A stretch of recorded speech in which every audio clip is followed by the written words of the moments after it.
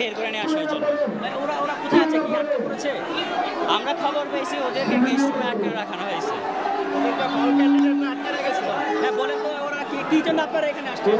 আমরা এসেছি মূলত আমরা খবর পেয়েছি যে এখানে হল ক্যান্ডিডেটরা আমাদের সাধারণ শিক্ষার্থীদের আটকে রেখেছে, তাদেরকে এখান থেকে বের করে নেওয়ার জন্য আমরা এখানে একত্রিত হয়েছি।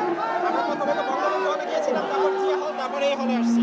কিন্তু এখানে আসার পর দেখা গেছে আমাদের উপর থেকে বিভিন্ন ধরনের জুতা, ডাস্টবিন, এরকম বড় ইট নিক্ষেপ করা হচ্ছে, যার ফলে আমাদের একজন ফ্রেন্ডের এই অবস্থা হয়েছে।